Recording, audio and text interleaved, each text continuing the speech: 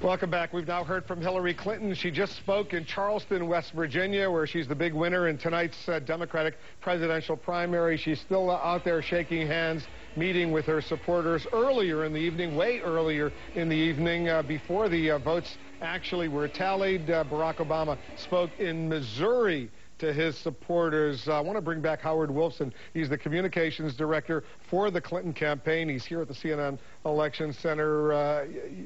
You heard Donna Brazile, a member of the Rules Committee, a super delegate, very active in the DNC. She's a super delegate. She says the number is 2,025, the magic number needed to secure the Democratic presidential nomination, not 2,209. You're adding Michigan and Florida. And right now the DNC, which rules in these matters, they say the number is 2,025. Well, Donna's right. As of today, it is 2,025.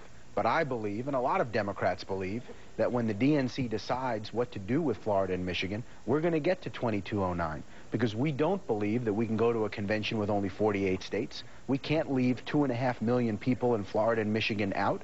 We're going to seat all of them. We're going to apportion the delegates fairly and equally, and that'll obviously give Senator Clinton some additional delegates. We are not going to go into a national election telling the people of Florida and Michigan that their votes didn't count. It's not going to happen. So even if you were to divide up the delegates from Michigan and Florida, and if you do the math, do you think at that point she would have that magic number of 2,209 in order to secure the Democratic nomination? Well, let's see how it played out. A week ago, people were telling Senator Clinton to get out. Tonight, we may have a 35-point win in a key swing state.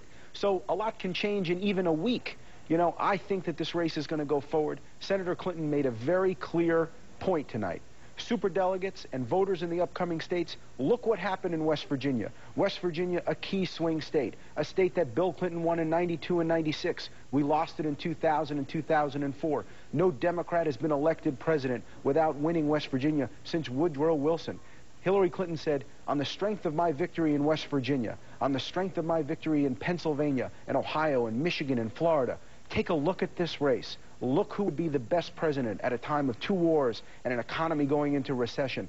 And let's see what happens in the next month. Why isn't that argument, and she's been making it repeatedly, and you've been making it, her supporters have been making it, resonating with the super delegates? Because by a wide lopsided margin, the ones who were undecided, let's say over the past month, they've gone overwhelmingly for Barack Obama, not for Hillary Clinton. Well, that's been true in the last month. Let's see what happens when people wake up tomorrow. They open their paper.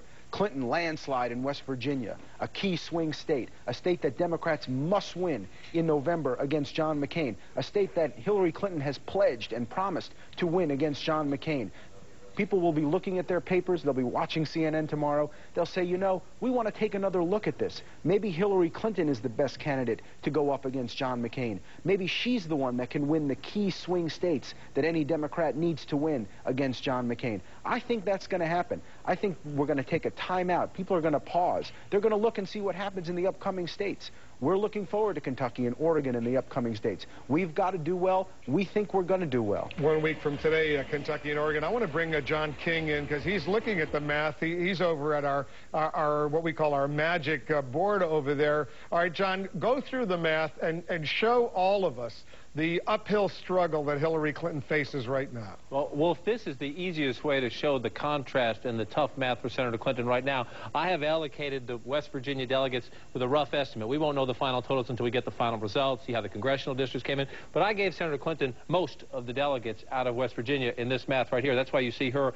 with a little blue on this side of the green line. Green is where we started the night, and it still puts her well back of Senator Obama. And the issue coming into the night was she needed 71% of the remaining available delegates, a combination of both the darker blue delegates down here, which are those that will be decided in the remaining contest, and the lighter blue are the super delegates, who are the elected officials, the activists in the Democratic Party, who can make their own decision. So Senator Obama only has to win 3 in 10 from here on out, and he is the Democratic nominee. Now, Howard has several times mentioned Michigan and Florida, but for now, we are sticking to 2025 as the finish line, the red line, unless and until the rules change. The Clinton campaign is making the argument they will, but they haven't yet. So we will stick to the line here and see what the Rules Committee does later this month. Now let's come back out to the map from the graph, and it shows you the problem going forward. Again, we've given Senator Clinton West Virginia by a 65-35 margin in our scenario right here. The question is, and let me do this to show our viewers, and that's about where it leaves us. Clinton behind Obama here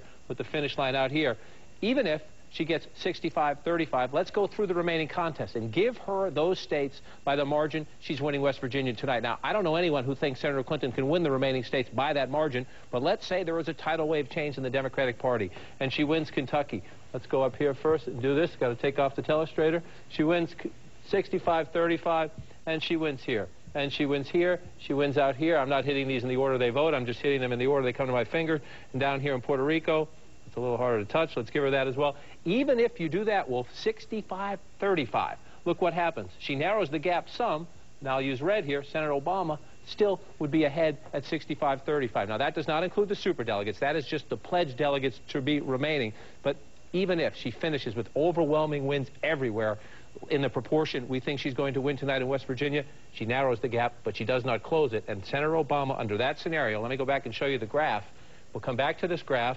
I'm going to ask it to match up with what I just did up there. Take off that telestrator again, and look what happens. She gets a big chunk of delegates. Barack Obama is still ahead, and look how close he would be to the finish line, Wolf, right there. He would need only a very small proportion of these superdelegates, a couple more, and he's your Democratic nominee. So it's not impossible for Senator Clinton, but it is near impossible. All right, let's get reaction from Howard Wolfson. What do you think of that, what John just showed us? Well, nobody does that better than John.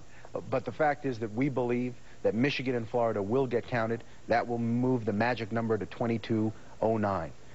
With that, we're going to pick up some additional delegates from Florida and Michigan. And Senator Clinton is going to continue to make her case. You know, we had a huge victory tonight in West Virginia. We did that in the face of media and pundits telling voters that this was all but over, that Senator Clinton was finished, that Barack Obama was our nominee.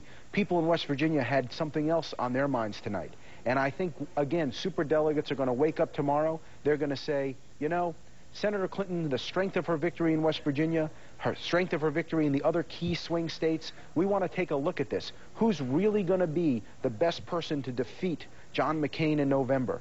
We're entrusted, all of us Democrats, with picking the best nominee. We believe that person is Senator Clinton. She's going to continue to make that case. It seems you're basing your hope on getting Michigan and Florida included and convincing superdelegates who are undecided, and maybe some superdelegates who are decided to switch their minds and bring in those superdelegates from Florida and Michigan who right now have no say. Florida, Michigan, superdelegates, but also voters in the upcoming states. As we've seen tonight, real Americans can exercise democracy and choose which candidate they believe would be the best person. We've got millions more Americans who are going to weigh in here. Some people want them to stop. Some people say, let's call it over in the fourth quarter. We believe that those people are also going to have a key say in this process. Howard Wolfson is the communications director for the Clinton campaign. Howard, thanks Thank you for coming in.